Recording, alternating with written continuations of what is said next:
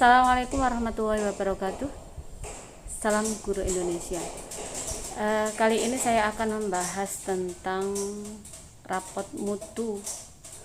Saya gunakan rapot mutu 2020 karena ini yang kami punya yang terakhir. Jadi pada rapot mutu itu Bapak Ibu bisa melihat rapot mutu sekolah masing-masing. Jadi ini ada tulisan rapot mutu, terus di bawahnya ada tulisan capaian sekolah, capaian kabupaten, capaian provinsi, dan capaian nasional.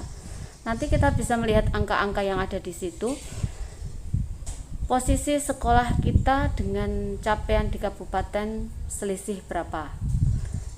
Di bawahnya ada gambar.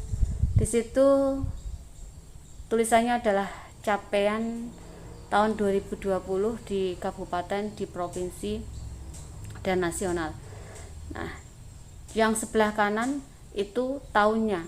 Jadi gambar yang ada di situ ada capaian mulai dari 5 tahun terakhir, 2016, 2017, 2018, 2019, dan terakhir 2020. Nah, sekarang kita lihat bawahnya. Pada rapot mutu itu akan memuat 8 standar. Yang pertama adalah standar kompetensi lulusan, yang kedua standar isi, yang ketiga standar proses, yang keempat standar penilaian, yang kelima standar pendidik dan tenaga kependidikan, yang keenam sarana prasarana, pengelolaan dan pembiayaan. Masing-masing standar mempunyai nilai yang berbeda. Dan nanti kita akan mengamati adalah yang tahun terakhir, yaitu tahun 2020 yang saya punya.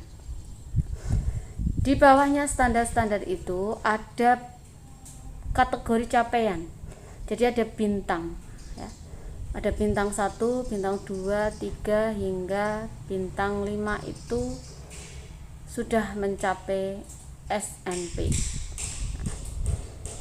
Nih skornya. Batas bawah dan batas atas itu ada di sebelah kanan. Jadi di situ batas atasnya adalah 7.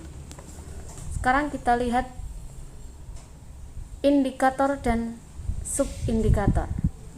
Ini yang akan kita gunakan untuk mengisi tugas 3 OJT 1. Jadi di sini masing-masing standar itu ada indikator dan subindikatornya. Jadi yang pertama adalah standar kompetensi lulusan.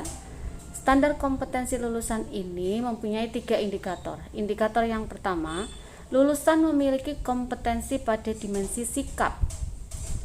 Yang kedua, lulusan memiliki kompetensi pada dimensi pengetahuan. Dan yang ketiga, lulusan memiliki kompetensi pada dimensi keterampilan. Nah, masing-masing indikator ini ada sub-sub indikator yang ada di bawahnya.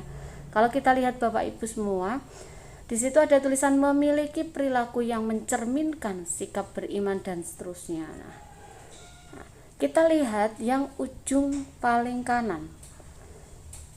Di situ ada capaian yang tahun 2020. Kita lihat angka yang ada di situ. Kalau yang angka-angka tinggi di atas 5, berarti nanti kita tuliskan di tugas 3 OJT 1 pada kekuatan. Tapi kalau yang nilainya di bawah 5 atau apalagi di bawah 4, nanti ditulis di kelemahan. Itu nanti yang bisa menentukan masalah apa yang terjadi di sekolah kita. Dari rapot mutu yang saya punya ini, yang nilainya di bawah 5 ini adalah disiplin, terus percaya diri, sama pembelajar sepanjang hayat. Nah, pada indikator pertama berarti nanti saya tuliskan di kekuatan di tugas OJT 3, lulusan sudah memiliki ini perilaku yang mencerminkan sikap beriman, berkarakter, santun, jujur, yang nilainya bagus-bagus. Yang nilainya jelek saya tuliskan di kelemahan. Ini juga, jadi ke bawah kita bisa melihat ada standar isi juga. Di sini contoh standar isi adalah perangkat pembelajaran sesuai rumusan kompetensi lulusan. Nah, di situ ada subindikator dan bisa kita baca satu persatu subindikatornya itu, dan jangan lupa kita lihat nilai di ujungnya. Nilai yang tinggi-tinggi kita masukkan pada kekuatan yang kita sekolah miliki, dan nilai yang rendah itu adalah kelemahan. Nah, kalau capaian tahun 2020 itu sudah bagus semua, karena ini kan hasil rapot mutu ini juga dipengaruhi oleh angket yang diisi, kita bisa bergeser di tahun 2019. Kalau 2019 juga nilainya sudah bagus semua, sulit kita untuk menganalisis, geser lagi ke 2018. Dari rapot mutu yang ada ini, kita hanya mengamati 4 saja: standar kompetensi lulusan, standar isi, standar proses, dan standar penilaian. Untuk yang standar kompetensi lulusan ini, karena kaitannya dengan lulusan, biasanya masalah terjadi bukan pada SKL-nya. SKL itu imbas. Jadi kalau saya lebih suka fokus pada proses dan penilaiannya. Nah, contoh kita lihat untuk yang indikator proses. Nah, di standar proses itu ada, saya ambil yang nomor 2. Proses pembelajaran dilaksanakan dengan tepat. Nah, di sini ada poin, nah, yang 3 yang terakhir, 2 yang terakhir, memanfaatkan media pembelajaran dalam meningkatkan efisiensi dan efektivitas pembelajaran menggunakan aneka sumber belajar. Kalau poin itu rendah, ini di sini milik saya cuma 4 dan 2, itu tahun yang 2000 berapa. Nah, itu kita bisa jadikan kelemahan karena nilainya di bawah 5 atau di bawah 4. Untuk yang penilaian, kita ambil contoh teknik ya. Jadi di sini teknik penilaian objektif dan akuntabel. Dia sudah menggunakan jenis teknik penilaian yang objektif dan akuntabel. Memiliki perangkat teknik penilaian yang lengkap.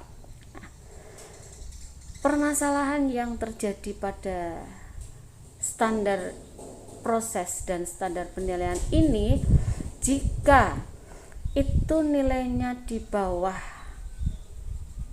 4, itu bisa menjadi kelemahan yang nantinya akan kita angkat sebagai masalah untuk kita pecahkan pada tugas UJT 4. Nah, itu teman-teman terkait dengan rapat mutu, semoga bisa membantu kita untuk menyelesaikan tugas 3.